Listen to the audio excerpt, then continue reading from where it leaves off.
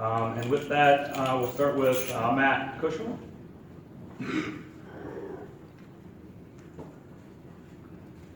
Just make sure that mic's on, Matt. Test. At the top. There we go. All right. Hello, my name is Matt Cushel. First off, I would like to thank all the sitting board members for the work that you have done and the work you continue to do. Volunteering time to help the community is a thankless job, but without people stepping up to the challenges, we would be lost as a society. I want to acknowledge all of the community members that filed their applications for the vacant seats. I was extremely pleased with the number of great applicants that stepped up to be considered for these open positions. It really shows how much this school and community means to everyone. I do not know every one of the final 8 candidates, but I do know a lot of them, and I believe you will find 2 great individuals to fill the vacant spots, and perhaps one of them will be me. Every student should be given the opportunity to learn life skills and knowledge in a safe and fun environment. We should be providing skills and curriculum that will provide the foundation for young men and women to become prosperous adults and parents for the next generation. We need to do a better job of creating that environment and hold all students and staff accountable to the policies that are set in place. If an individual were to approach me with a request outside of the boardroom, I would listen to what they needed to say, and then I would thank them for their input and let them know I will bring it to the rest of the board for discussion and consideration. What I would not do is get into an argument over a difference of opinion. I would then do my own research of the facts and talk to the other board members to get their input. School board members are a representation of what the community wants for our education system. Board members should listen to any community member that has an opinion, even if it differs from their own personal opinion. My opinions can certainly be changed with the right arguments and facts.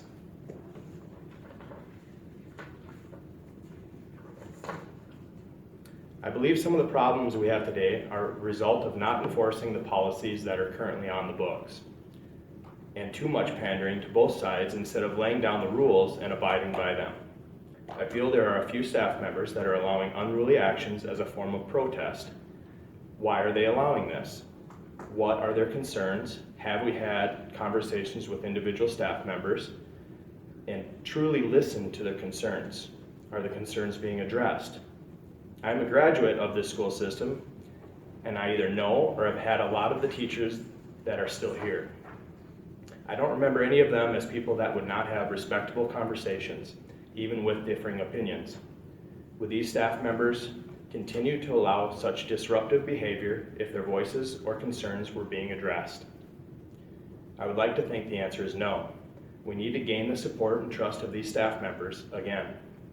If I am elected to the school board, this would be one of my primary objectives. We need to have respectable conversations based on facts and find common ground that both sides can respect. The school was created by the community. The school did not create the community. We need to listen to and abide by what the community wants. And what our community wants may be different than what another school district wants. We are governed by the State Board of Education, but the last time I checked, our school is independent, School District 726. So there should be no reason to be lockstep with any other school district deems necessary for them. We need to be thinking about our community's needs over anyone else's. From the outside looking in, not being a board member currently, the communication to the community on what the school board feels or what they are doing has been the source for so much of the outrage or misinterpretation that I see on social media or at social events in the community. In just a few of my conversations with current board members, I have learned some very good information about what is actually being done behind the scenes that if the public had heard this same information, there may be a collective sigh of relief, or at least a feeling that our school board and our officials have a plan. I believe the school board needs to find a way to combat false accusations or interpretations that are occurring on social media.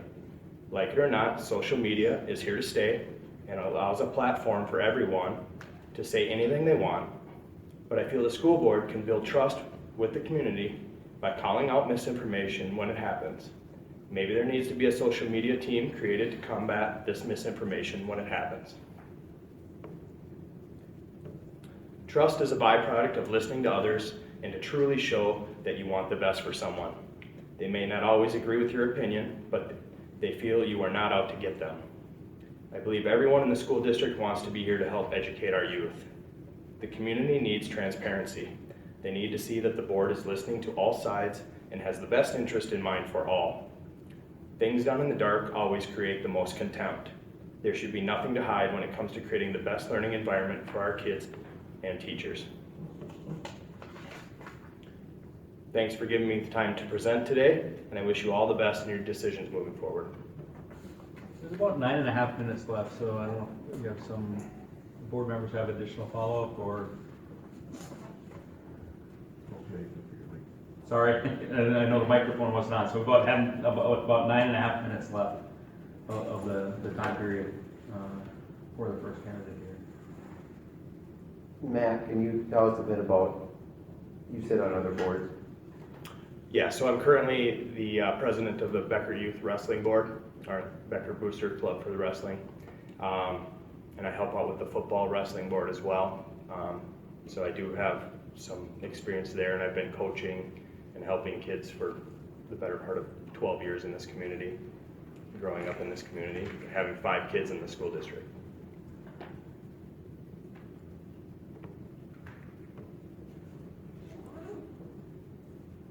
Ryan or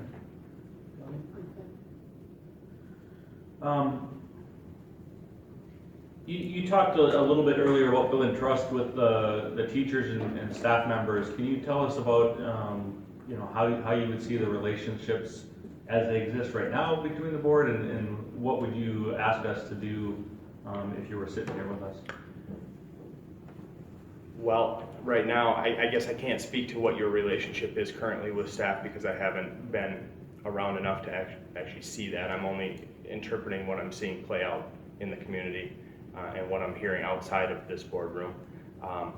But I feel like if we have staff members that are not following policies, or if we have a bunch of disagreements going on, there must be something that they don't like, or we're not taking care of what their complaints or feelings need to be taken care of. And so I really feel like we need to do a better job of learning what everybody wants, or sitting down and having a conversation about that. And maybe you are, I can't speak to that fact right now. Okay. All right. Anything else? Ryan, anything? You said I'm good. I was going to say I couldn't hear him, but all right. Thank you. Okay, Thank you for the presentation. Thank you for your time. Sorry, I was muted. I'm good. We could read your lips. All right. So putting us a little bit ahead. So Pete Weissman, I believe you're here too. You want to see for name or carrier? Yeah, Pete. I'm sorry, Pete. Just before we start, is Renee here or Carrie? Did they come in? Haven't come in. Okay. Thank you. Go ahead, Pete. Well, hello, everyone. My name is Pete Weissman, and first, I just want to take a minute to thank the board members, Superintendent Schmidt, all the faculty and all the faculty for giving me this platform tonight. I also want to thank the students and the parents that have reached out to me recently, and with your support. Your calls, emails, and texts have been amazing, and I hear all of you. I'm truly honored and humbled to be their sounding board. 17 years ago, my wife and I and our firstborn decided to plant roots right here in the Becker community. And needless to say, we have been blessed in so many ways. The friendships, bonds, memories, ball games, dance recitals will be things that will live with us always. To quote the great Ferris Bueller, life moves pretty fast. If you don't stop and look around once in a while, you could miss it. And boy, ain't that the truth. Fast forward to the present, that firstborn is going to be a senior next year. My daughter is going to be a freshman. And because we liked and loved this community and district so much, I have a kindergartner starting next year too. So see, we liked it so much we wanted to do the whole thing all over again. My wife Danielle has been an unbelievable partner throughout this journey. She's been with me every step of the way. Well, probably a few steps in front of me, which is probably good. She's a total team player, so much so that she was nice enough to take my Minnesota Wild ticket I had for tonight off my hands, so I could be here to present in front of all of you. So she's not a great, real great at driving in the city. So Lord, they're on their way. Be on the lookout for him. Okay. All kidding aside, though, the point is I'm just not someone that's looking at this whole thing from afar. I'm not someone that's just reading our newspapers and cruising social media. I'm very much on the inside here. I'm in the stands, okay? I'm in the stands with my fellow parents of the district. I'm in the stands with our great teachers and administrators, and there are many of you. Thank you. And I'm in the stands with our wonderful kids and students too, every day. But here's the thing. Sometimes just being in the stands isn't enough. So when the opportunity presented itself to be an active member of this board, I really needed to take a hard look at it. While being in the stands has been great all these years, and it really has been, I decided maybe it's time that I need to actually get on the field. Maybe it's time to get into the trenches with all of you and roll these sleeves up. I've heard from some community members, the teachers, the parents, and many students. And it's time to get in the trenches for them. It's time to give back to this fantastic community and school district. And we have work to do. Now, tonight you're going to hear from some fantastic people. People that love this community and district as much as I do. And honestly, I'm blessed to share this forum with each of them. Thank you all for stepping up. I know it's not easy. And we've all been tasked with touching on some very special, several very important topics. Topics such as how we will handle requests from community members and special interests. What's our vision for the district? What kind of challenges do we have in front of us? Questions asking us what kind of a relationship the board should have with this community. Its parents, fellow board members, the superintendent, and the students. All excellent questions. So let's dive in. First and foremost, I don't think that I'm going to have to be terribly long-winded here, okay, to cover a lot of this. The bottom line, a school board member must understand that they are a delegate for the people of the community and district. A school board member's number one goal should be to serve said community, its district, its staff, and all the students fairly and uniformly across the board. And I can tell you without a shadow of a doubt, that is what my goal is. Now, on the flip side, school board members are not there to serve special interests. Special interest groups are push personal agendas. They're just not. In my opinion, an effective school board member understands the importance of transparency and teamwork. They keep an open mind and open ears. They are honest, they have integrity, and they know going in that not all the decisions they make are going to be easy or popular ones. And then they also need to be able to stand by those decisions and answer for them when the decision is made.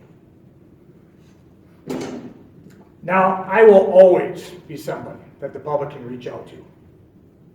They can call me, email me anytime. They can stop me at the gas station. They can yell at me at Dollar General. They can wave at me as they drive by my house when I'm out mowing my yard. Come grab a seat with me at the next dance competition. You're always welcome. And while I can't promise you're always going to like my answer, I can always promise that you're going to get one from me. I'll always have an open door policy, folks. And I'll always be available to the community, staff, and the students of this district. Now, one of our biggest challenges we face here as a school board right now is restoring honor and accountability to our district. We need to gain back the trust of this community. Let's face it, there's no sugarcoating how rough things have gotten. We owe it to all of our district employees, our teachers and students to provide them exactly what they are requesting: safe, fair, and enjoyable learning and working environments for all. For all. Now, one of my top priorities, if I'm going to be chosen for one of these seats, is to make sure that we not only have the correct policies in place, but also that we make sure that these policies are being enforced. Now, when I say enforced, I don't just mean enforced loosely or occasionally, enforced when it's convenient, but I mean enforced every single minute of every single day. And we will enforce uniformly and fairly across the board.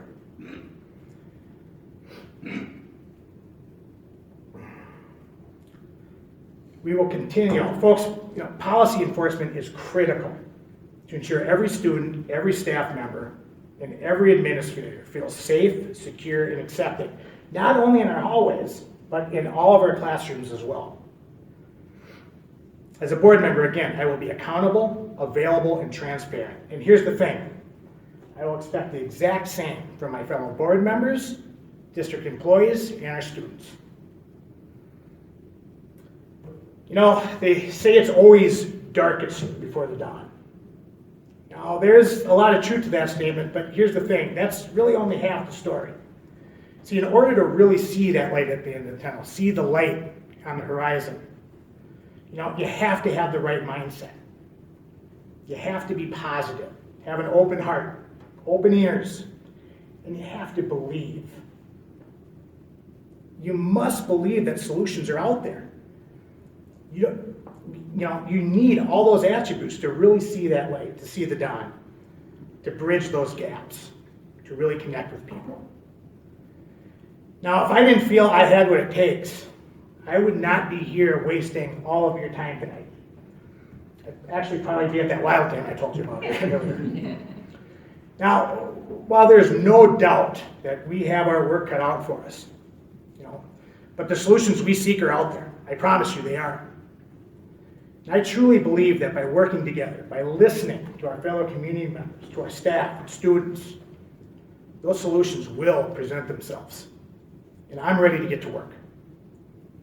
So tonight, I humbly ask for your vote for one of the open seats. And I look forward to working with each and every single one of you. Thank you so much for your time. We have about 6 minutes. Any follow-up questions from board members? Aaron? Donnie? Ryan? One question I have is based on your comments about the community and the board and superintendent, how do you feel we can regain the trust and confidence in the community to get back to the Becker School District as it was? Sure. No, great point. Well, number one, we've got to really take the narrative back. I mean, we've got to be out front in a lot of the things that have been said about us, and said about the district, and said about our parents, and said about our students. We haven't done enough to protect any of these poor folks. And then what happens is you end up snowballing. This snowballs and snowballs until you can't stop the snowball anymore. So first and foremost, we have to show that we are accountable, that we can make solid and positive change. And once we do that, and once we prove it, once people see it, that's when we start moving the needle. That's when positive change happens. That's when we can truly make a difference. So, great question. Did I answer? Thank you. Anything else? I don't have any questions either. Thank you. Thank you. Thank you, Pete. I got lots of notes. Well, I have one question. Did you do father-daughter dances? So I did, actually, yes. I thought I remembered you. 4 or 5 of them. I know I remember you. You had moves. Yeah, I was only there about 13 years, Yeah, so. you had some moves. I remember you. Actually, I have one practice just for kicks, so we had our first practice on Friday. Yeah, I have a lot of work to do on that as well. Thanks. All right, we can move on to Gwen. And again, I want to check, is Renee here? Yeah, no? Carrie? Haven't seen him yet. Okay. You ready for your? Yep. bit shorter? Perhaps. Can you hear me? Hi, thank you, Becker School Board, for allowing me to be here. I also want to commend you for your continued support in the community, and thank you for continuing to be on the school board. I'll start out with the first question and just fire them off. How would you handle the request if approached by an individual or special interest group? I would first listen intently to gain understanding of what their point and motives for bringing it up was. It depends greatly on the subject matter. If it was a general and overarching comment or suggestion, I would listen and acknowledge people for their input and feedback. If it was a special interest or because of self motives, I would ask for specific information on whether or not they followed a chain of communication and started out with the source, right?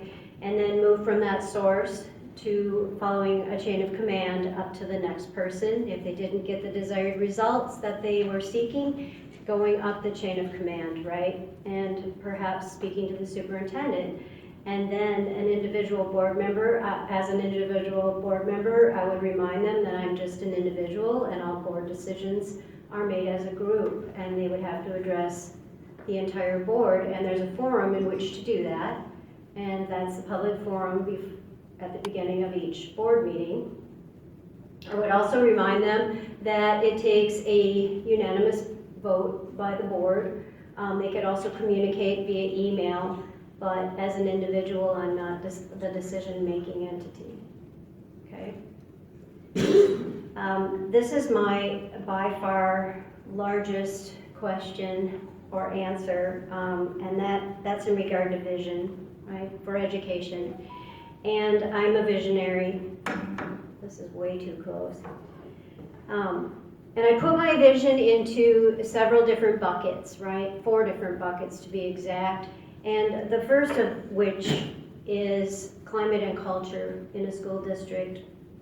It's of utmost importance, and it precedes all of the other secondary buckets. All students need to feel safe and respected in a school district and valued as individuals. This comes before any learning can occur. The conditions for learning need to be set up for success. That means a climate free from discriminatory practices where all students, not some students, not most students, but all students, come to school ready to learn. They walk through our doors, they are fed, they feel comfortable, and they're safe. Number 2 is student learning, which means ensuring that all students are prepared for 21st century workforce, and we have instilled in them certain quality traits as a bulldog. These traits need to be developed from the first day they walk into an ECFE class until the day they go out into the workforce, and this should include the essential traits to function autonomously in society. We live in an ever-changing world, and our schools are at the heart of our community and need to be a reflection of the world around us, which means innovation and creation. This means maker spaces and collaborative problem solving in our schools, like the world evolving around our district and our children. The schools should look nothing like they did 50 to 100 years ago. They should look much like the workforce they are soon to move into. We do this by striving to foster critical thinkers, positive leaders, empathetic citizens, effective communicators, and last but not least, self-motivated community members with a sense of responsibility and ownership of what is happening around them, not victims of circumstance. Is our teaching aligned to the standards, and have we clearly defined our essentials? Are we collecting data and adjusting our instruction based on data? Are our evaluations and assessments authentic? Are they pertinent and relevant? These are questions that I ask myself when I think about my vision for the future of education. Number 3 is ensuring that a multi-tiered system of supports, or an MTSS system, is happening in our classrooms.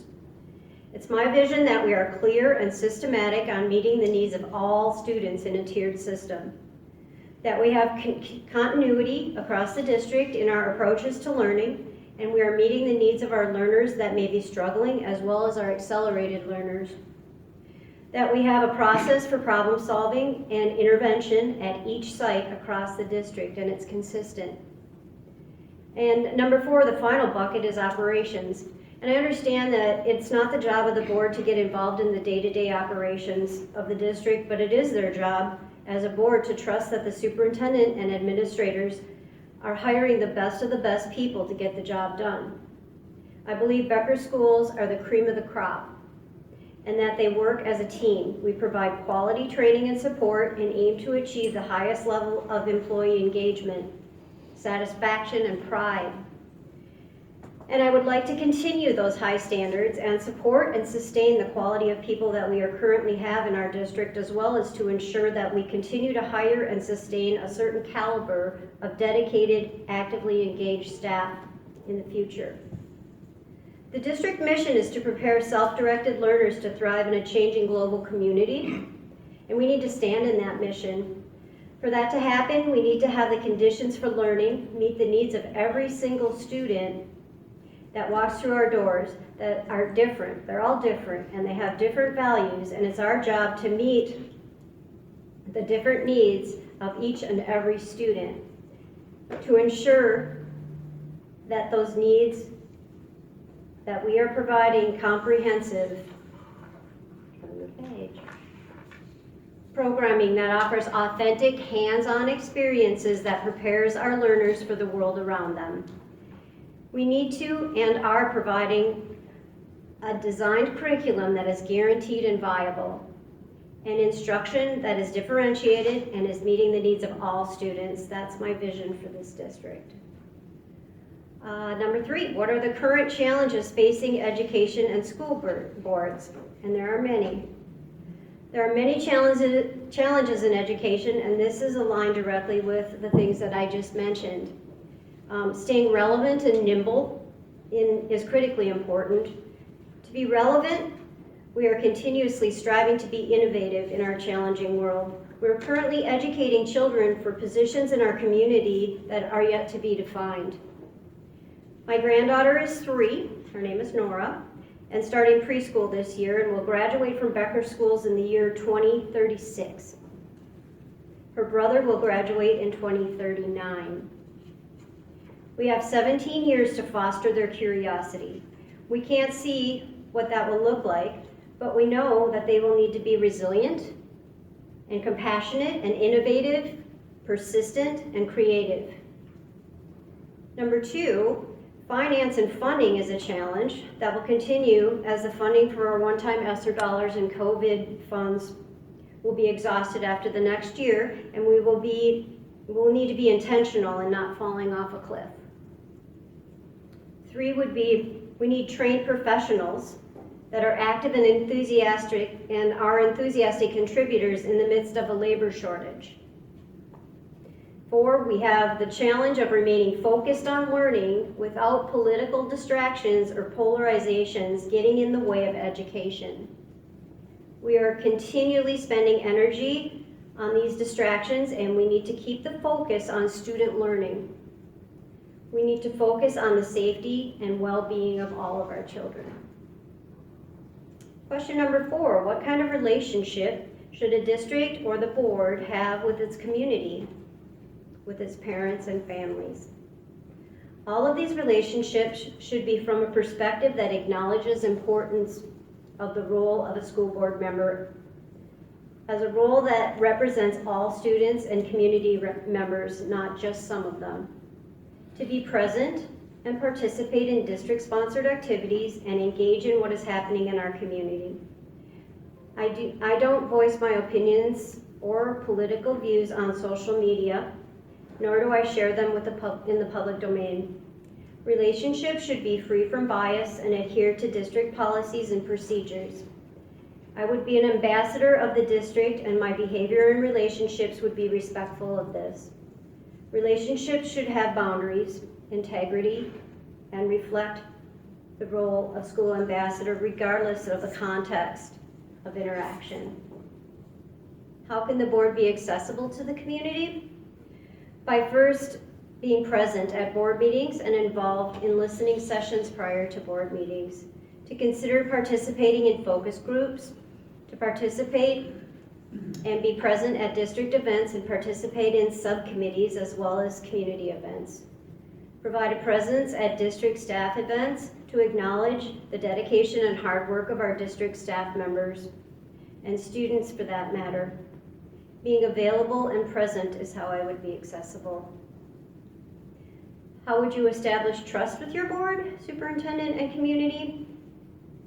I would use, encourage, and promote positive messaging and use best practices in governance by having a two-way system of communication. That would be built on trust, respect, and transparency. I would do my best to be authentic in my relationships, be in integrity with my decision-making. I have 2 ears and 1 mouth for a reason. Listen, no hidden agenda or special interest group in my back pocket. I would just very much like to be useful and to serve my community. Trust through educated decision-making. Out of respect for the community, I would want to base my decision-making on factual and comprehensive information from multiple sources. I would try to use database practices that have evidence-based research attached to them. I would want to educate myself on all sides of an issue because there is always more to the story. I would need to look at the comprehensive picture rather than making knee-jerk or rash or uninformed decisions. I assume good intent, and 90% of the issues I encounter in my life are misunderstanding the conditions. My world is gray, and there are always other considerations to look at in decision-making. I would hope to withhold judgment or a final vote until I have all the information. I know I would need to make an educated decision, and I think this practice warrants trust. I'm not a politician, I'm a grandma who has gained some wisdom from being in education for the past 27 years. I bring a bit of perspective of what quality and growth look like in a school system. I am reasonable and innovative and resourceful, and I truly would just enjoy contributing to the community that I live in. That's it. No hidden agenda, no grandiose promises, nothing in my back pocket. I would just like to help, and I think that I could. And thank you. We have about 2 minutes left. I knew it. This is what the timekeeper thing came in. So, questions? Ryan? I'll ask, you're in Princeton School District I am. right now? I am. I just retired as the community ed director. I've been there 14 years.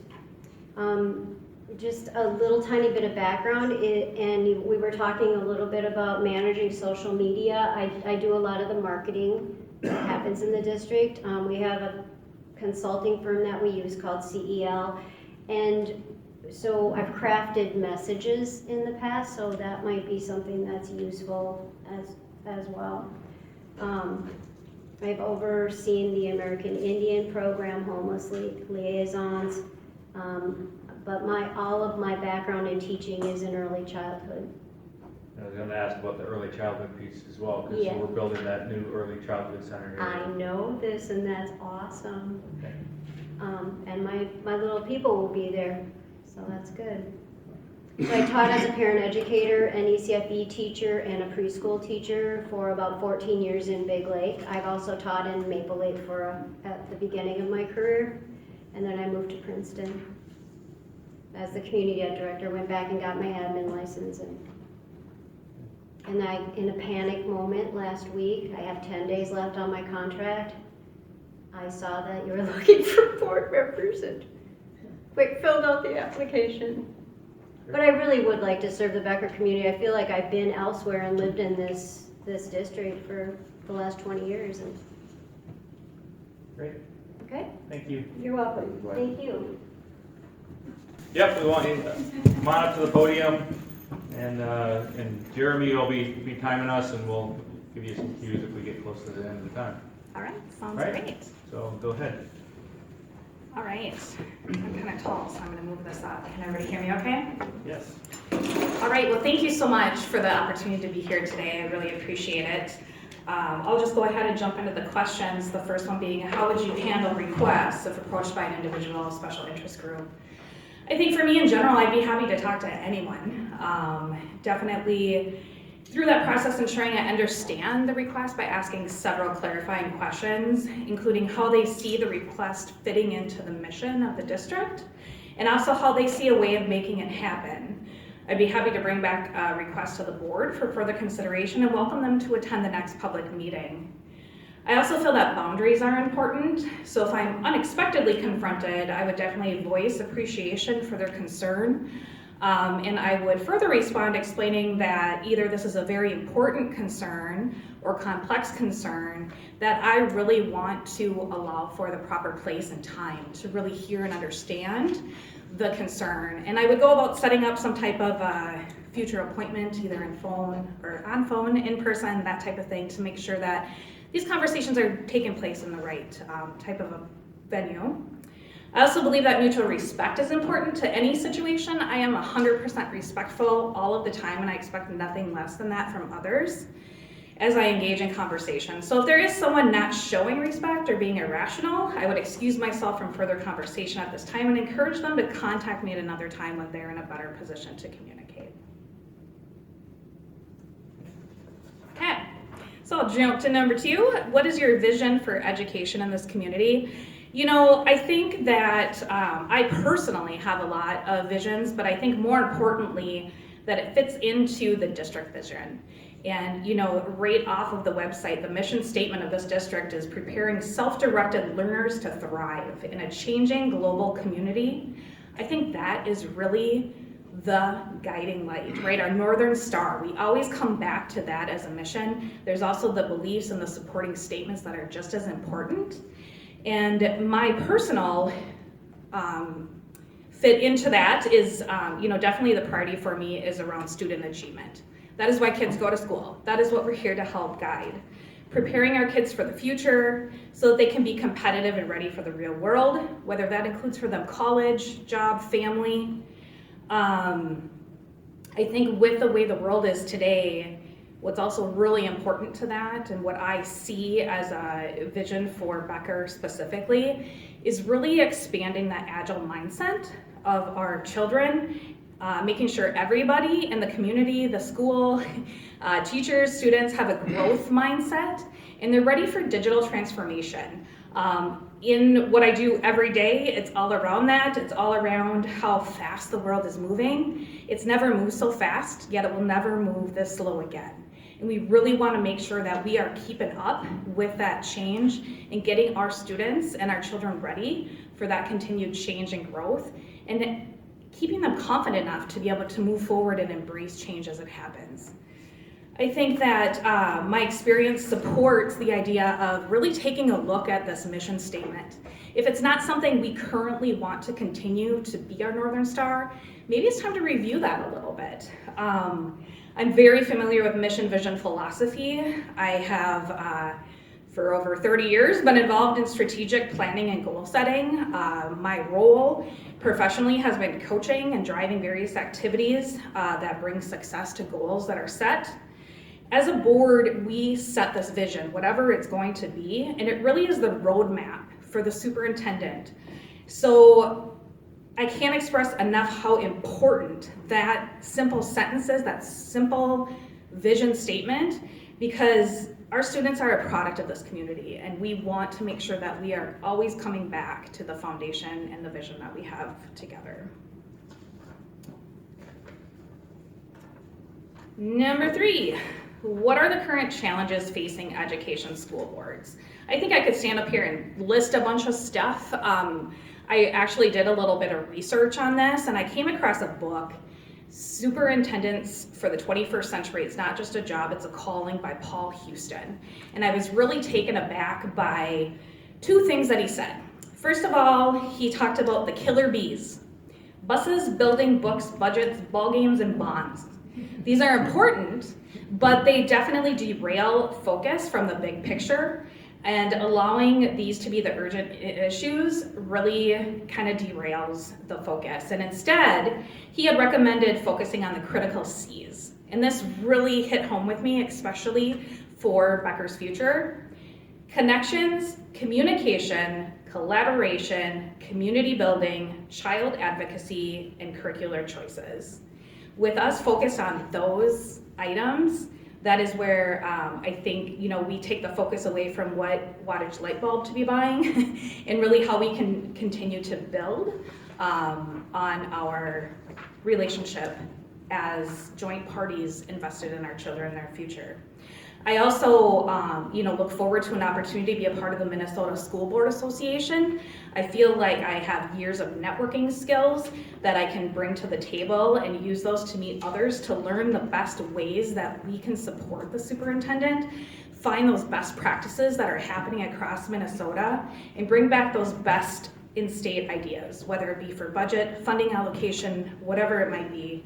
I'm really no stranger to the art of sharing best practices in a competitive corporate setting. Oftentimes, I would identify those top performing teams, call them up and ask them, what are they doing? And share that information amongst others so we can all be successful. Moving on to number 4, what kind of a relationship should a district school board have with its community, with its parents and families? I think that it's really about building positive relationships as people. At the end of the day, we're all human. We all have feelings. We all have concerns. We also have visions and things that we want to celebrate. I think just being kind in its general form, wearing a smile, learning people's names, learning to communicate effectively, asking questions. Don't wait to talk to somebody until it becomes a problem.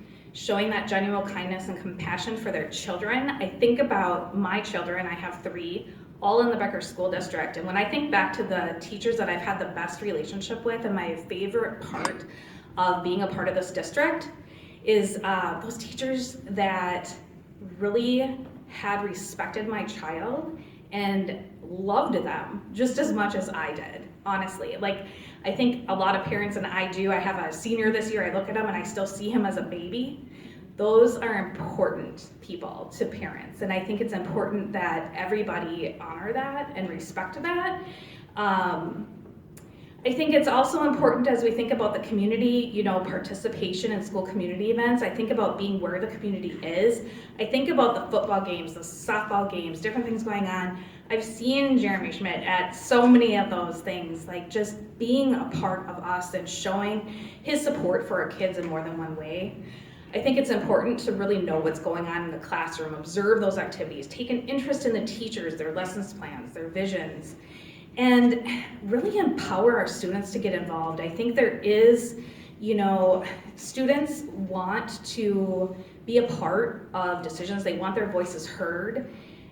I would encourage them to identify changes they want to see, research those proposed changes, and have a voice that they can bring to us for ideas, especially, when we're talking high school. There's some really smart kids with a lot of great ideas, and I think we can grow as adults if we lend an ear to some great ideas that they have and help to shape and form and guide them and mentor them in ways that will enrich both of us.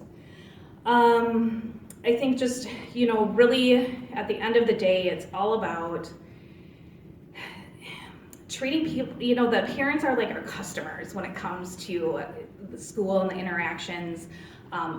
It's just really a business world. It's a different kind of a business, but it all does go back to just respect and being kind.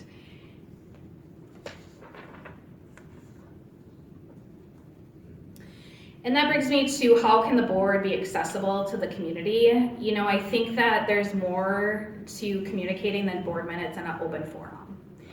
And I really could see an opportunity for alliance teams. And again, for those students that want to be heard, they're the ones that feel impacted by the decisions made by the school board, coming up with ways to collaborate with them, collaborate through creation of advisory committees, focus groups, hold office hours or fireside chats, really involve the community in decision making, inform them about their schools, engage those non-parent communities.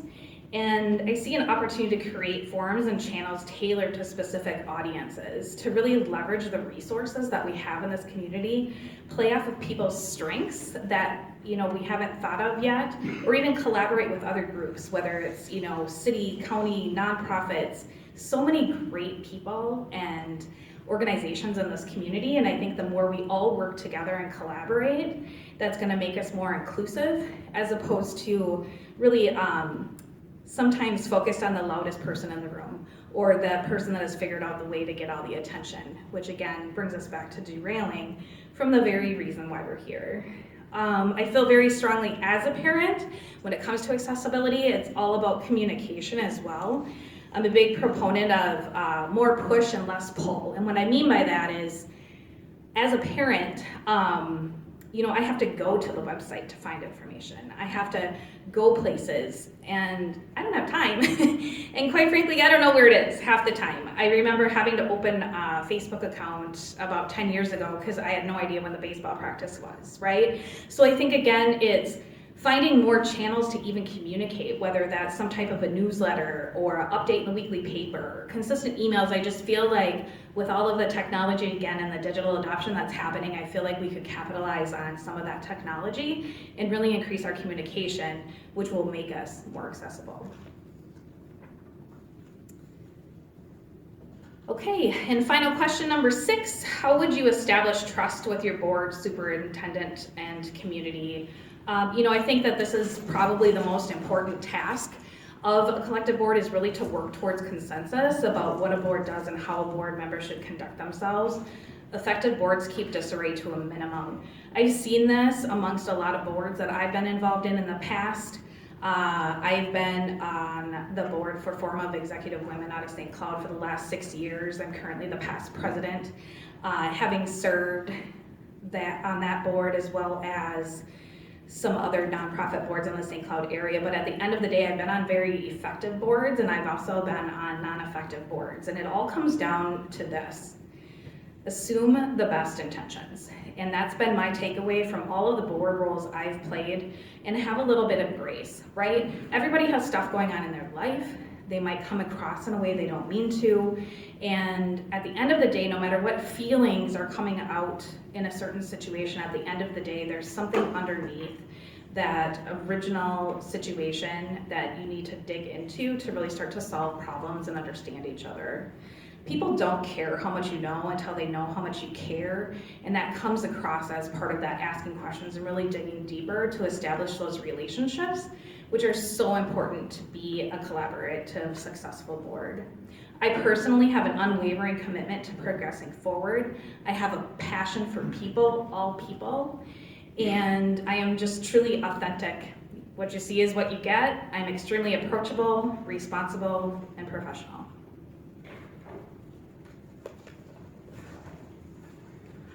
Okay, we have just under 2 minutes left. Questions, Aaron? Johnny? Ryan? I have a question. You mentioned some of your serving on other boards. Can you elaborate? You said good ones, bad ones, that kind of stuff. Can you kind of elaborate on that a little bit? How do boards best act? Yeah.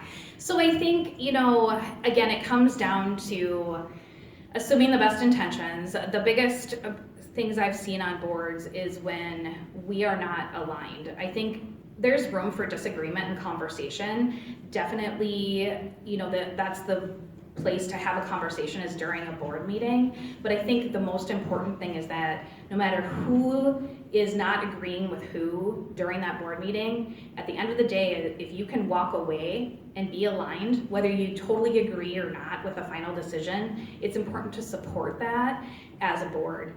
And there's almost, just a respect, like just unwritten rule, right? That it's kind of like a brotherhood or, a sisterhood where that you're gonna fight and you're gonna wrestle and you're gonna argue about whose makeup is whose, but at the end of the day, you're brothers, you're sisters, and you bond together and you support each other. And when you're out in the community and you're representing the district, or the organization or whatever it is, you have that unified approach, and there's none of that outside of it. Great, thank you. Yeah, thank you so much. Yep. Okay, we're, Ryan. Not you, Ryan, this Ryan. Wow. So for those of you who don't know me, my name is Ryan Hubbard. I have 2 kids in the district here. One is a senior, and one is a freshman, so they're both in high school. I've lived here my whole life. I know most of you. Unfortunately, I'm probably going to embarrass myself after that. I was thankful that Renee showed up, so I didn't have to directly follow Glenn, but now I'm regretting that as well. So, hopefully I don't embarrass myself too much. I probably am not going to expound as much as they did. If I just go right into the questions, I'd appreciate you guys to ask me questions. It's hard for us, all of us not being on a school board before, to know exactly what you guys do and the stuff that we don't see. I know that some people say bad things, but it's hard to know until you're in that situation. So I'm going to try to do the best I can to answer these questions, but also I am much better at engaging in people. So if you can come up with any questions, I would appreciate that. At least so we can get over 5 minutes. So for the first question, how would you handle the request if approached by an individual or special interest group? Most importantly, I would listen, try to take notes if I can, if I have that with me. People just like to be heard. I've been lucky enough to have my own business for 17 years, married for 20 years, which requires more listening, which, by the way, is my 20-year anniversary today, so hopefully we can get out of here. My wife was super excited that I wasn't going to be home, so she can enjoy it. And I enjoy talking to people. For those of you that know me, this isn't what I am good at. What I am much better at is communicating with people, one-on-one, two-on-one, and really truly enjoy trying to work through those experiences. They do. Whether you agree with them or not, I feel they just want to be heard. And if you can help them, great. If not, we can work as a board, as a group, as a community to try to come up with a reasonable solution that benefits everyone. For the second question, my vision for education in this community, I believe there's a lot of different pieces. Curriculum is very important. I know that today, it seems like we're touching on some of the very sensitive subjects that have created a lot of problems, but I don't think we can forget why we're here. We're here to teach these children to become adults, to learn, and to become successful. So curriculum is very important, and we need to work with the state for their requirements for the curriculum, because it's my understanding that most of the curriculum is dictated by the state. So I feel like it's important to try to be involved beyond just the local school level. I also feel, everyone here, I think, agrees. I've heard this from numerous people tonight. A safe environment is very critical, and not just for kids that are my kids or my friends' kids, but every kid. And I know that there's probably people that don't know me well that might think that that's not how I feel, but I do believe the people that know me know that I truly care about everyone and feel that, that safe environment is very important. Along with, I think we need to strive to be the best. I grew up here and I stayed here because I felt like it was the best. And I still feel that we are one of the best districts there is. And not just in an environment we offer these children, but our education experience I do feel we do a very good job. Is there room for improvement? Yes. But I'm very happy to say that I feel my kids and all of the kids in the district have an opportunity to get a good education in a safe environment. Is there room for improvement? Absolutely. But I do think that. For the next question, the current challenges facing education and school boards. Equality, again, for not just students, but the staff. I mean, the staff is what makes the education experience work. And there's going to be different opinions, but they need to feel good. The teachers and the students and the pairs, everyone, and even the board members. You know, it's not the board's job to work on daily operations, but, you know, it's sad that we had 2 board members that left in the middle of their term, you know, not for reasons other than it seems like they were upset or maybe hurt feelings. And that's sad, because we are a community. Whether we get along with that person or not, they're part of our community, and we should, you know, address those challenges. Others are staffing shortages, with the budget struggles with the new building projects that are coming up. In today's market, obviously, is going to be a challenge. I'm sure the word over budget is going to happen a lot. The industry I'm in, they have a good understanding of that. Staffing shortages, you know, I'm sure I've talked to many of, especially paras, it's hard. We need more help, but we can't get help, and rising wages, you know, and meeting those needs can be challenging. So the only really other thing that I would say about that is just balancing the needs of different groups while still offering a fair environment and still dealing with the aftermath of COVID. I mean, we've got kids that are struggling with reading, and we're going to deal with that and math and everything because they didn't have a great environment at home while they were trying to learn at home. So now they're behind. So there's a lot of challenges that aren't insurmountable, but there are challenges that I think takes just the right steps to get through that. For the next question, what kind of a relationship should a district and the board have with its community, with its parents and families? The relationship with the community, parents, and families in the district is, I feel, probably the most important. Because if they're not happy, you're not doing your job. Whether it's a teacher not doing their job, a board not doing their job, that relationship with the family and communities, like I said, you know, I grew up here, and I've stayed here, and I stayed here because of that relationship with the community that the school has. I feel that's hugely important. And it's very much so a delicate balance, trying to ensure that people know the board has the best interest of everyone. I don't think there's anyone that's sitting there or anyone that's sitting out here, whether they're speaking tonight or they're just in the audience, they don't have bad intentions. There might be misunderstandings, but I don't think, and maybe that's me, I tend to be a little bit of an optimist. I just think everyone is a good person. They just need to sometimes find it. So,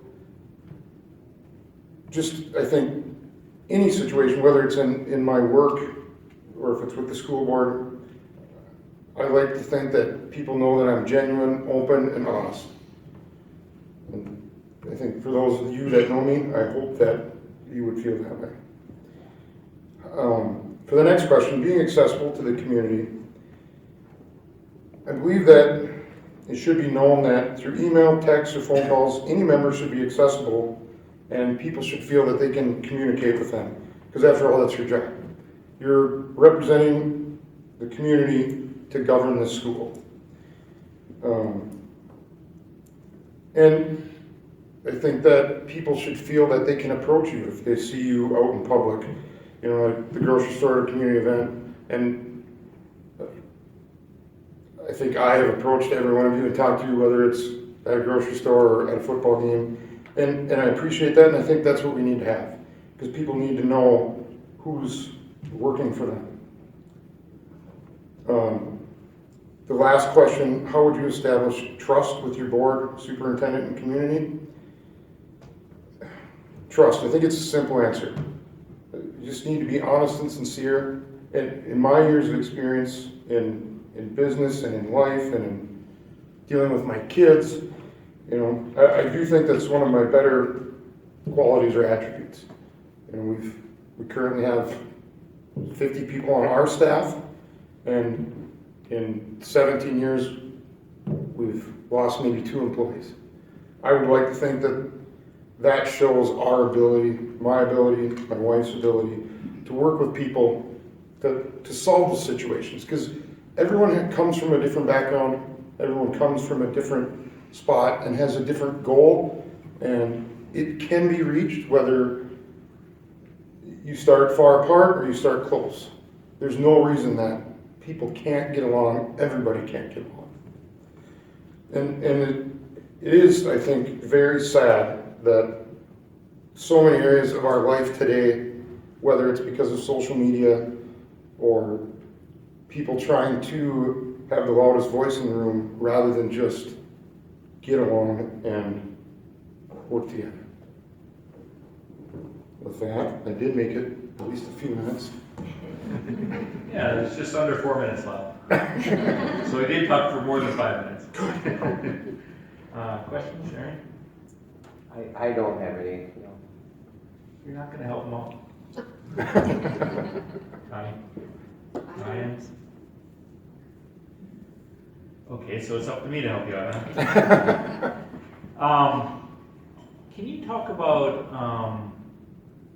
you know, your involvement with either sports or those types of things within the school district? Yep, so I mean, I actually coached with Matt, and Renee, our boys played football together. We do a lot, maybe not as much with the school, we're present, we're around. My job, for the most part, has limited my ability to be involved in a lot of that stuff. Fortunately, in the past few years, we've started to change and grow, which has freed my ability up, which I felt like was a perfect time for me right now, that I've got much more flexibility than I've ever had. So I haven't been involved in a lot of boards and a lot of different things like that. But we also try to engage the community with our business. Obviously, I feel it's good for business, but we like to give back. This community has been great to me and my family. So we've always tried with Dylan's Hope Foundation, with sports. We try to do what we can. People knock on the door all the time looking for donations or help or whatever. So we try really hard to be involved in the community and give back every time we can, which is why I'm here. Anything? Looks good. All right, Thank you. Thank you, Ryan. We're up to Carrie.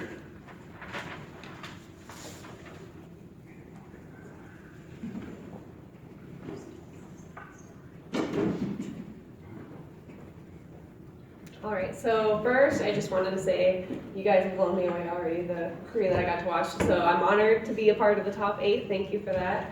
I'm Carrie Rickard. I'm 35. I know I look like I'm 12, but I'm an adult, I swear. I have 6 kids. Next year, I'll have kids at the high school, the middle school, the intermediate school, the primary school, and 2 twins at home still that are a year old. So I sell pageant dresses on Facebook. I know that sounds made up, but it's real. My husband's a stay-at-home dad. That's what we do. I've been in education over 20 years. I have a bachelor's degree in accounting. I have a bachelor's degree in organizational management. And in about 2 days, I'm going to have a master's in educational studies. I started out as a TA reading to younger kids when I was in 5th grade. My heart's always been in early education. But my senior year of high school, I did my first student teaching experience in a sophomore high school history class. All the kids were saying, oh, where do you go to college? I go here. And they're like, no, like, where do you go to school?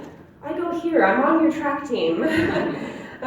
So that was interesting. In the Army, I taught groups of soldiers anything from first aid classes to classroom classes. I was in the Army 8.5 years. I taught preschool, and I was the program supervisor for a school of 95 students. What that means is I had students anywhere from birth to 12. Most of them were birth to about kindergarten. And for me, I believe every student can learn. We had kids that were super, like, the most textbook autistic that you can get. And I was able to get them the opportunity to show what they had learned, what they could learn, and actually pass assessments for kindergarten. I don't know how many times teachers would call and be like, they said that they passed the assessment at preschool, but we can't get them to perform here at the school. And I'm like, okay, well, you just sent them into this building that they've never been to before, sat them in a little chair, and some adult said, perform. Like, that's not gonna work. That's not gonna work for most students. It's definitely not gonna work for special needs students. So I believe that every student can learn. I also believe that every student has special needs. Every student has special needs. What does that mean? Does it mean they have special needs in math? Does it mean they have special needs at home? It doesn't matter. Every student can learn, and every student has special needs. Continuing on, I've coached t-ball, soccer, basketball, volleyball. I've subbed for cheer and gymnastics, and as soon as I learn how to skate, I plan on coaching hockey too. I've done student teaching in first grade and kindergarten. Last year during COVID, I was a building substitute in Big Lake, and that's just because they got me first. I went to work one day in a kindergarten class. It was my first day in that district. It was my first day in that building. And the principal kept coming in and she was like, are you okay? Are you okay? Because the teacher before in kindergarten was usually a middle school teacher. And so she's like, kindergartners. And I was like, oh no, I'm used to preschoolers. Kindergarten is easy. No fires, no floods. I got this. Same amount of kids that I started with, it's going to be a great day. And so she went back to her office, and before lunch that day, she had called her district and said, we have a sub in this building that gets early ed. I don't want to let her leave. They created another building sub position for me for that year, and they offered me the job before I left that day at 2 o'clock. It was great. I worked in first grade a lot. I love first grade. I love kindergarten.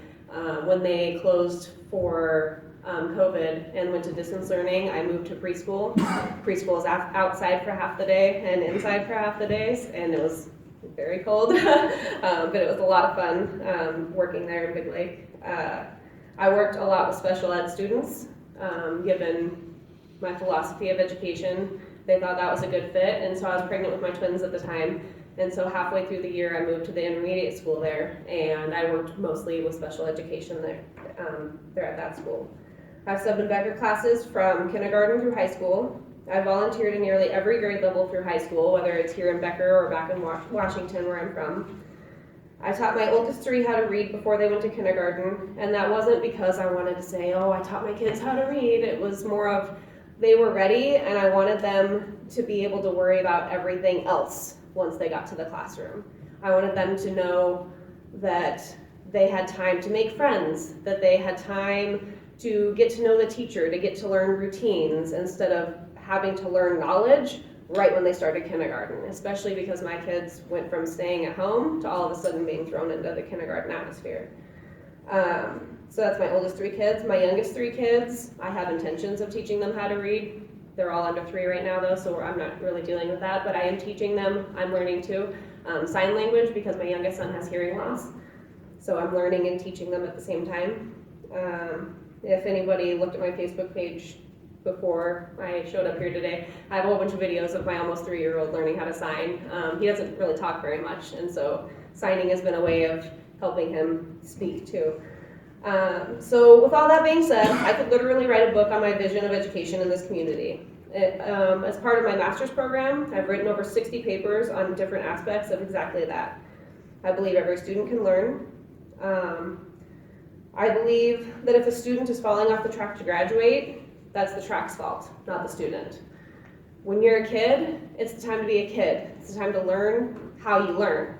I know for me, I can't sit in a classroom and have people talk at me. That's not how I learn. I learn by doing things. I learn by watching somebody and then repeating that and having them critique me and going from there. And so when I was in high school, I used to sew in one of my math classes. And it's because I could sew and listen to her. And then when I went back to go take a test, I would remember where I was sewing. And it would click in my head, like, oh yeah, this is how you did this equation. My teacher was totally fine. I didn't disrupt the class at all with it, and she just allowed me to do that as part of my own education. I really wish that there was a way of students to be on a path to graduate, even if it's their own path, with or without an IEP. If they have the skills and can show the knowledge without taking a test, if they can do something else, like proving competencies versus a grade on a test, then I think that should be honored as a way of showing that they're meeting educational standards.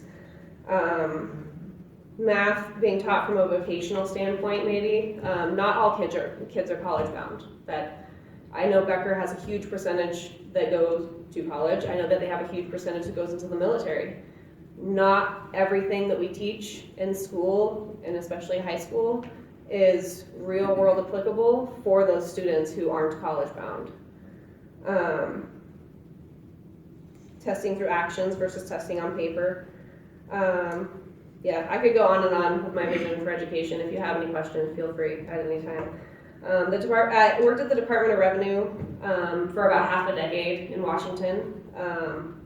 I was often sent to high stakes meetings in Olympia by my boss because she knew that I would go representing our office, but mostly I was going to represent the taxpayers of Washington. And I wasn't afraid of standing up for what I thought was best for them, not necessarily myself. I could tell the governor, I could tell the director how I felt about a certain policy or procedure. I could tell them how it was going to affect our office, but I could also tell them how it would affect the taxpayers. And so she trusted me to have the department and the taxpayers' best interests at heart, and so she would send me to those meetings instead of going herself. So that brings me to the school board appointment. School boards across the country are being blasted in the news for CRT-related curriculum, to mask mandates, to protest during meetings. School boards are being forced to follow a vocal minority and being tortured by the public for not agreeing with or implementing the wishes of the few. I don't think the political punching bag is what the school district or what the school board is supposed to be. That doesn't mean that you're accessible to the community if people can just come in and scream and yell and beat you up all the time for what you're doing or what they think that you're doing.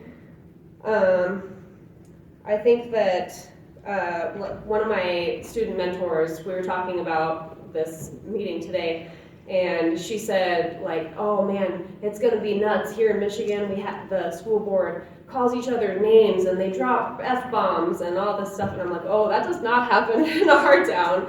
But she said she goes to several meetings where that happens, and that's not the time and place. The name calling is silly. It doesn't belong anywhere. So I think school boards mostly hear from adult teachers, adult administrators, adult lawmakers, adult parents. First and foremost, the kids come first, always. What I think is best for my own kids might not be best for my neighbor's kids. What my daughter experiences at Becker High School might not be the same as what our superintendent's daughter experiences, even though they're on the same volleyball team. Student safety is always my top priority. Like I said when I was in the kindergarten class, no fires, no floods, same amount of kids, it's a great day.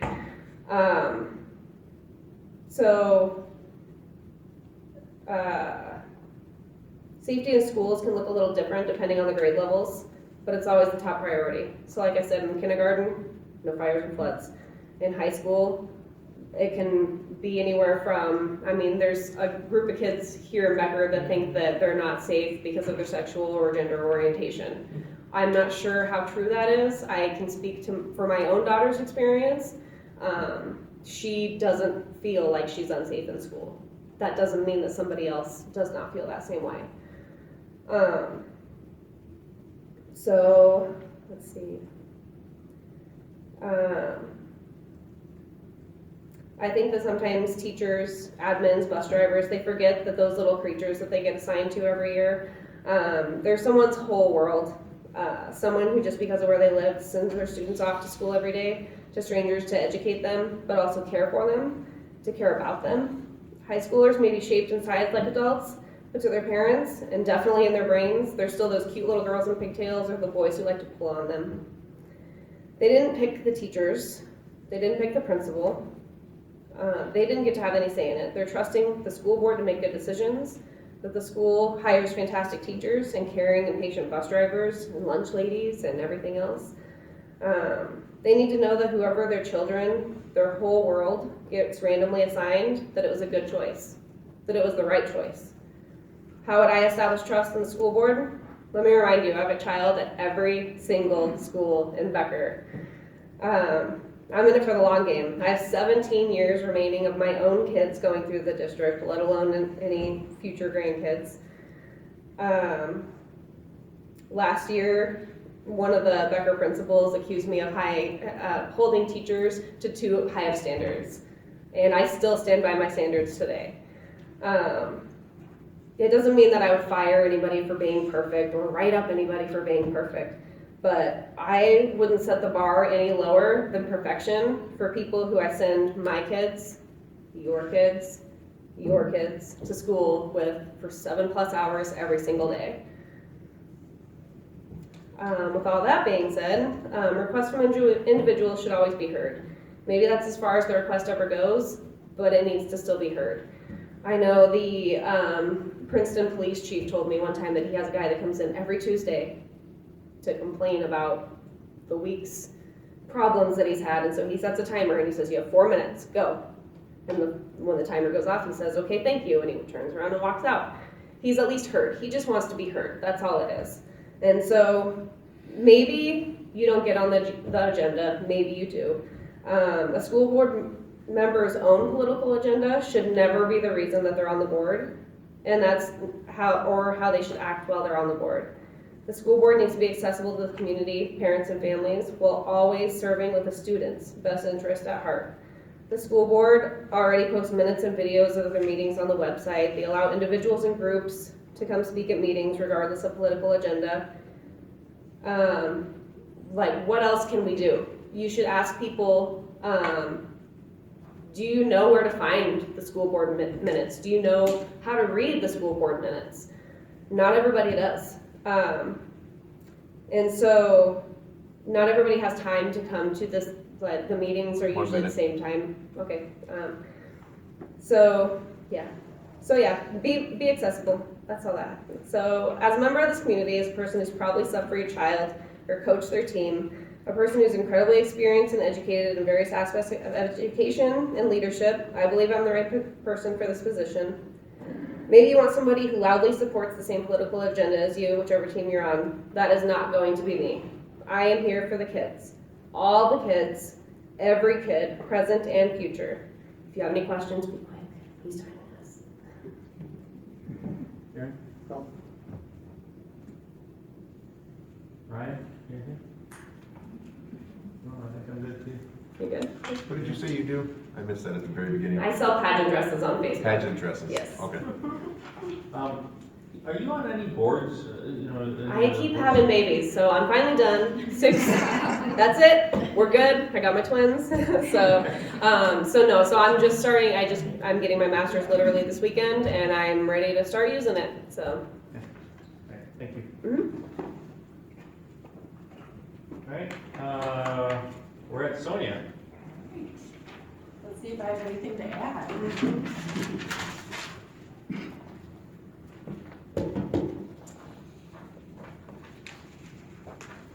And I don't. No, I'm kidding.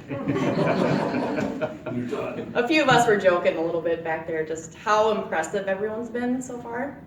Well, we had our break, and then after break had even more impressive people speaking. So that's great. I think that we are all very lucky that so many people took this interest. So if you don't know who I am, I do know a lot of you, but some I don't. And I'm weirdly nervous. That's not who I am, actually. But my name's Sonia Cox. I've spent most of my life living here in Becker.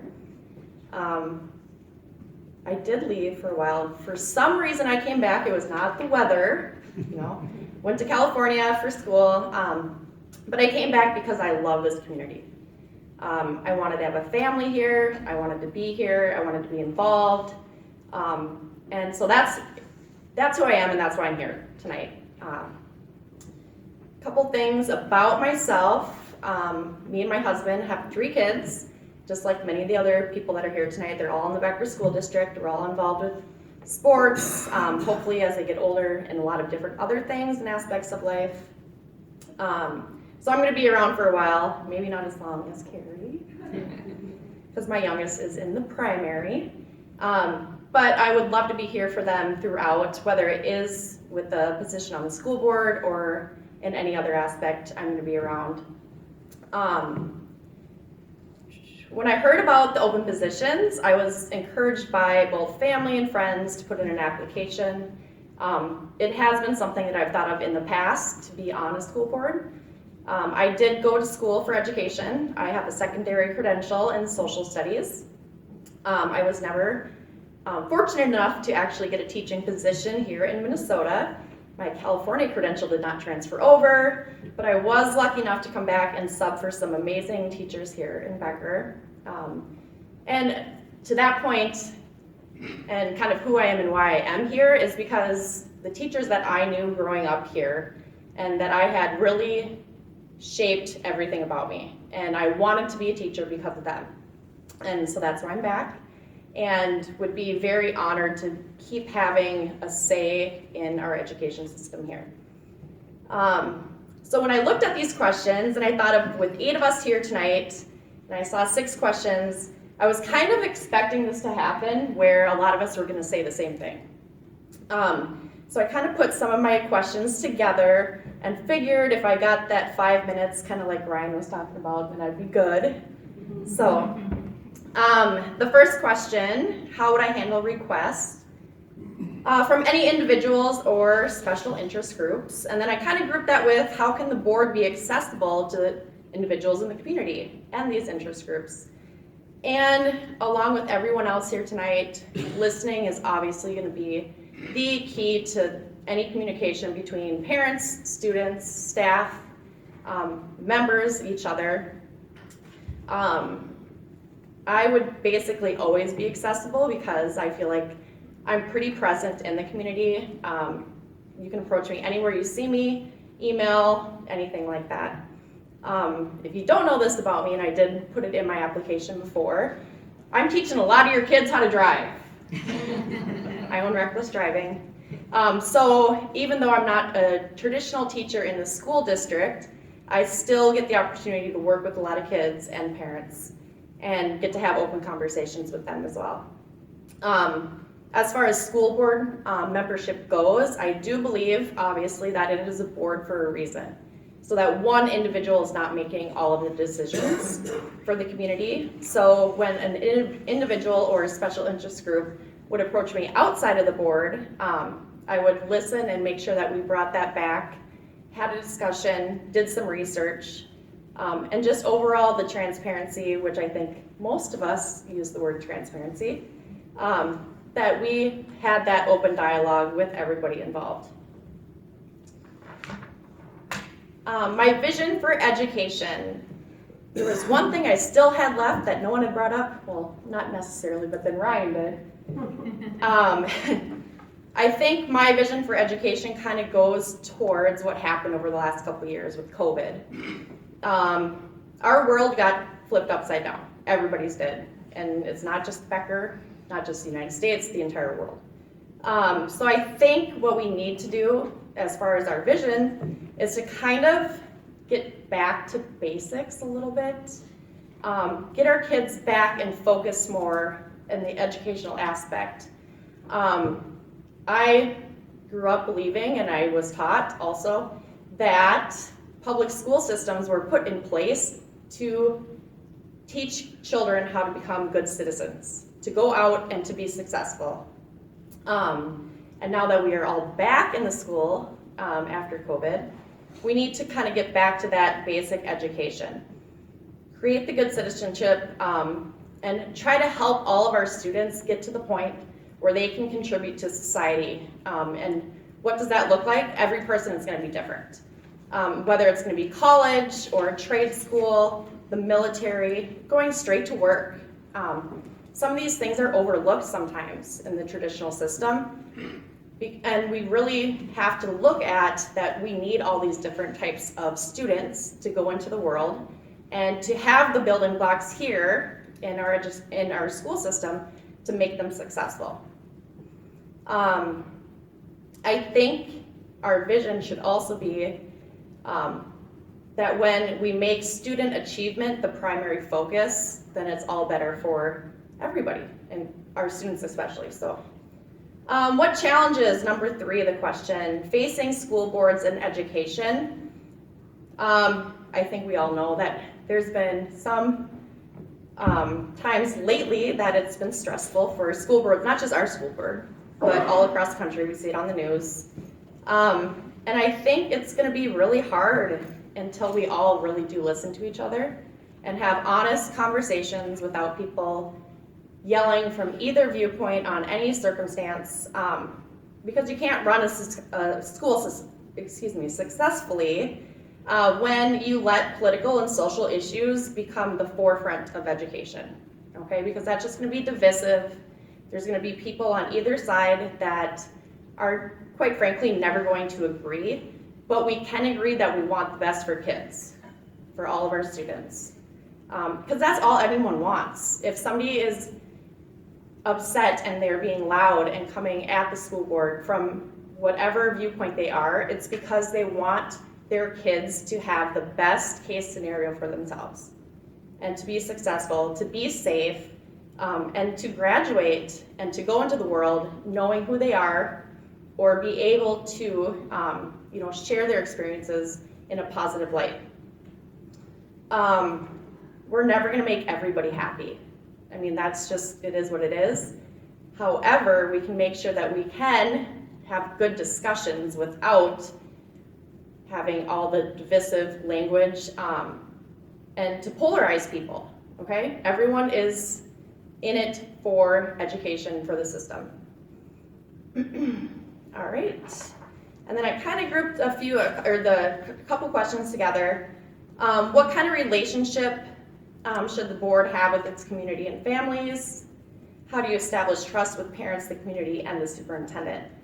I think we as school board members, if I was chosen, or someday in the future I would run again possibly, we are responsible really to the public and the people that elected us. So it's vital that the school board, that we maintain open communication with the community, with the parents. And then also we can't forget that part of the school board's job is to make decisions about some aspect of curriculum, school buildings and maintenance, budgets, and we can do all this together as long as we are consulting with parents, teachers, the community, and the taxpayers. How would I be there for the community? Basically just being present at all meetings, functions that I was asked to, and if I were to be asked questions, that we would have an open dialogue and go from there.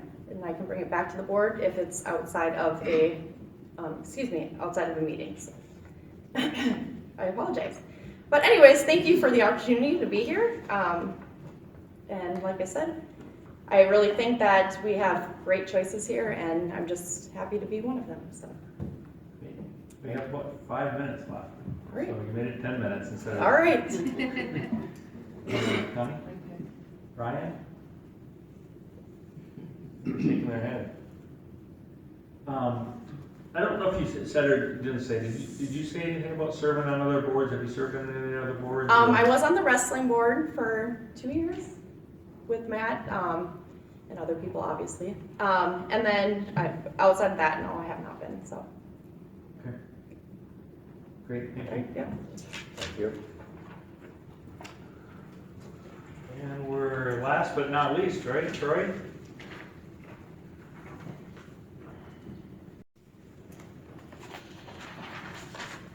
My name's Troy Burney. Let me first start off by saying I do not envy you guys whatsoever. I've just been blown away by everybody here. There's been some great candidates. And frankly, I think my job here is to make Ryan and Gwen look good. I really don't know if I'll get 5 minutes. We'll go through the questions. I'll let you know what I think and why I'm here. But yeah, you guys got some tough choices coming at you. So, but that's really, really good for our community. I mean, if you think about it. So I think I'm going to start, before I get into the questions, is just tell you a little bit about myself, because I've been a member of the community for 20 years. My wife and I have raised our kids here. 3 of them are graduates from the Becker schools. One of them is still here, sophomore. Think very highly of the schools. My kids have went on and done very well in various activities throughout or after they've graduated. So I have that. I've been coach. I coached both my sons' baseball teams, one of them up through U14, which, you know, a plug, we went undefeated that year, all the way to the tournament. One of the greatest accomplishments I've ever had. As a father, I also have been on the wrestling board. I was a member and president of the wrestling board for many years, much like others in here, sensing a theme. Also participated in ECFE for a while as a representative of the wrestling board. So been involved a little bit there. As far as work, this is what makes me a little different than I think most, but not all, of the candidates. I don't have a strong educational background. That's really not where I come up. I'm from the business community. I'm in IT, which is probably why you won't hear me talk, definitely not in the full 15 minutes. Those of us in that industry know that we're kind of quiet people. But I think that offers something to the board that maybe it's lacking, maybe it's not, but it's very much a business focused, is how I approach things. It's very logical. I've heard many people say it, I've said it here, I assume the best intentions in everybody, right? So I always assume that even if what you say I hear as offensive, well, they didn't say it that way. It's coming from somewhere, they're trying to do their best, I'm trying to do my best. I often start off the meetings that I have that if I say something that's offensive to you, or that could be offensive to you, or could be taken as not offensive, please know that I meant it the not offensive way. And I think if we all took that approach, we'd get along a little better. Along with that background in business and in corporations, I'm in meetings all day, every day. I've been on numerous different boards within the meetings, architecture review boards. I currently have staff, we have staff meetings, work on things like that.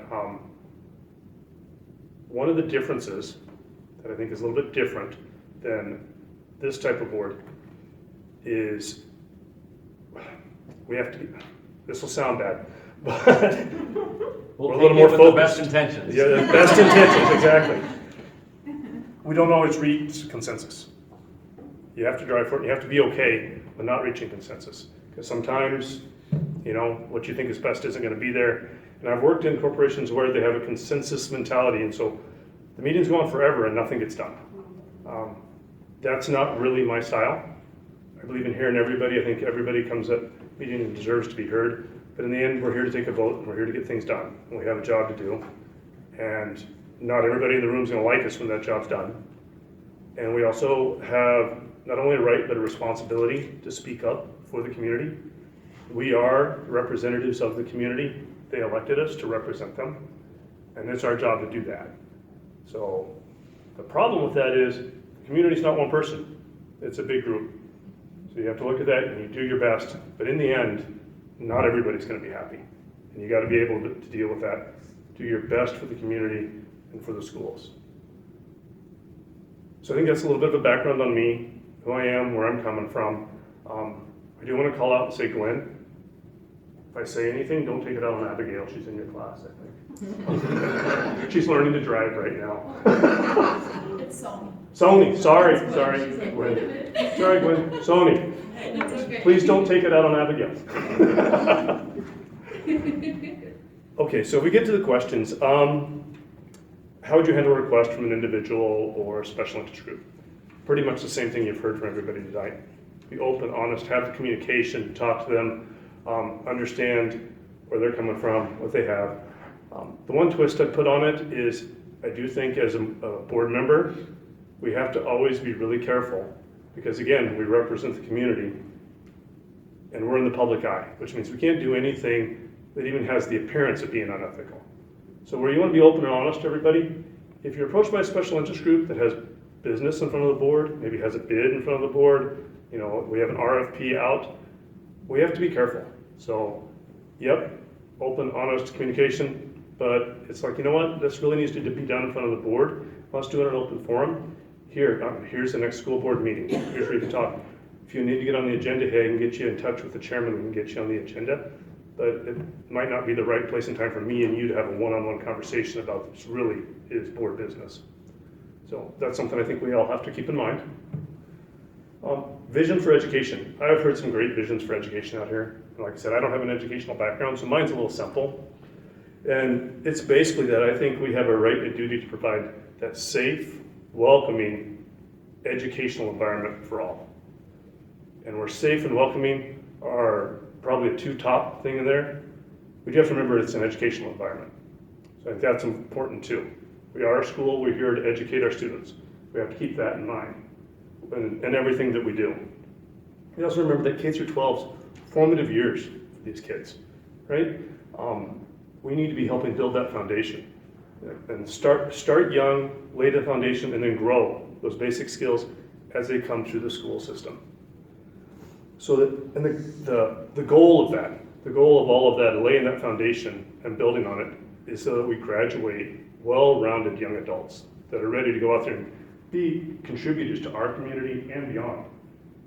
And if we do that, those people will be able to walk out of the school and go on to secondary education and pursue their dream there, or go out and start their own business, or maybe they go into the trades, or quite possibly, as many Becker students do, they go into the military. All of those are very honorable pursuits, and I think our school needs to focus, and does quite well, at building that foundation to give them to branch out into the community and make the name for themselves. Because every one of our students are unique and different, and they have their own path. And it's really not our job to force them or direct them down a path. Obviously, we got to give guidance. It's really to give them the foundation and the confidence that they can go out there and walk down that path that is their own. What are the challenges for the school board? So again, like many people said, there are longer than many, and we could list a lot of them. I mean, I could give you the easy answer that says finance. Finance is, it's out there. We have financial challenges. We got to be the stewardship for the community budget. And as Ryan said, you're going to hear the word over budget a lot. I hear it every frickin' day in my line of work. Normally directed at me, which is unfortunate. But you got to, along with that, you got to be able to manage that budget. You got to make sure that we have good quality teachers here, administrators, that we can maintain the facilities, the building projects that have come up. All that's there. Like I said, that's the easy answer. We all know that. I don't think that's the challenge that drove 25 people to show up for 2 open spots. And I think the real challenge for this board, for many corporate boards, nonprofit boards, it's all the same. And whether we like it or not, over the years, our country has become incredibly politically divisive. And the challenge for this board and all these other boards is to find a way to rise above that. Because above all, it doesn't matter what somebody's political background or axe to grind is, our job is that safe, welcoming, educational environment. That's what we're here to do. And we watch it on the news, you hear it on social media, it's everywhere, what the boards are having to put up with. And I'd like to think that our community is immune from that, but I think we've seen in recent weeks and months that we're not. And it's going to be a challenge. And I think anybody that you select to sit in these seats or that runs for election, they're going to have to be prepared to deal with that. And it's not going to be an easy challenge to overcome. But the big thing is remembering why we're here. Everybody is coming with good intentions. Listen. Somebody said I couldn't remember, but we have 2 ears and 1 mouth for a reason.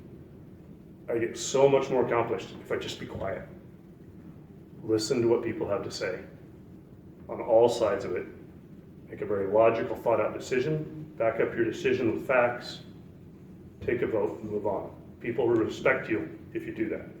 If you act emotionally, if you act illogically, you will not have the respect of the community, you will not have the respect of the students or the teachers. But if you listen, act logically, lay out your reasons for why you're doing what you're doing, and vote your consciousness, then you'll have the respect and the trust. What's the relationship should the district and board have with the community? I think I've talked a lot about this. We need to be open and honest, transparent, and we're representatives of the community. There's no real other way to say that.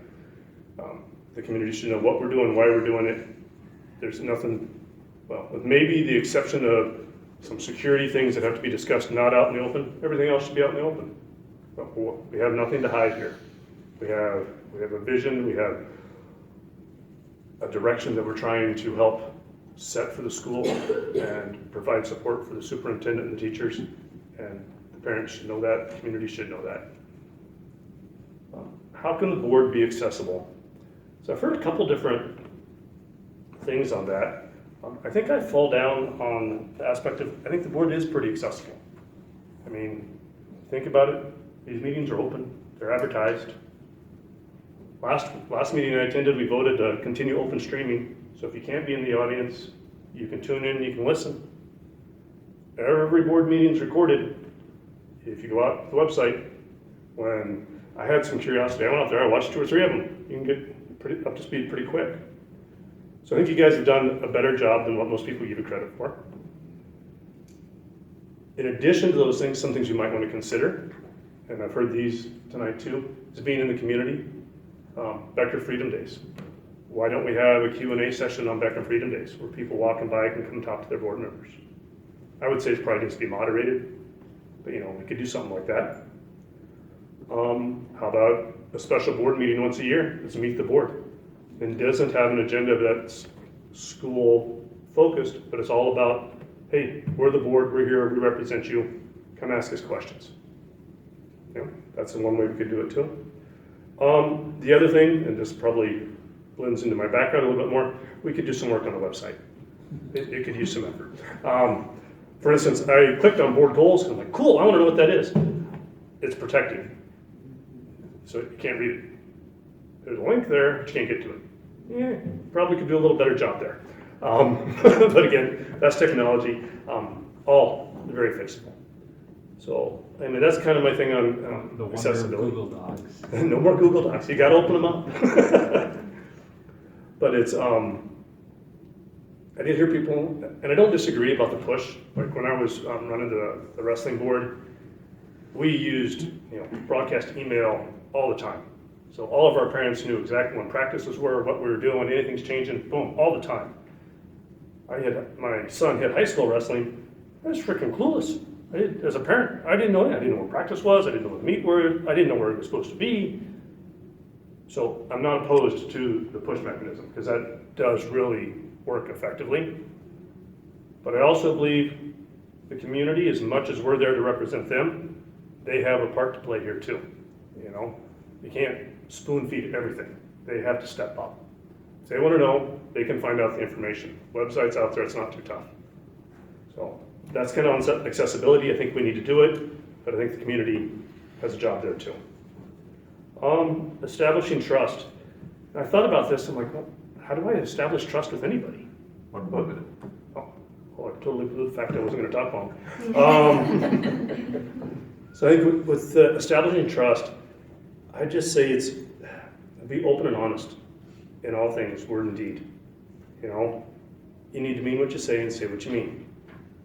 If you do that in a very logical, laid out way, people may not like what you have to say, but they'll trust you and they'll respect you. And I think that's about all you're going to be able to get, because you're never going to make everybody happy. Not everybody's going to like you. But if you're open, honest, say what you mean what you say, lay it out in a logical way, you can do a lot. So again, you guys, enormous responsibility here. You have a great field of candidates. You know, I'd love to come on and help you guys. If I'm not chosen, I know that you made a great choice, because I don't know how you make a bad one tonight. So, thank you. Oh, and do you have any questions? Any questions? We have about 6 seconds. No? See how much time you can fill up? Exactly. Just get going. Great. All right. Thank you, Troy. Thank you, guys.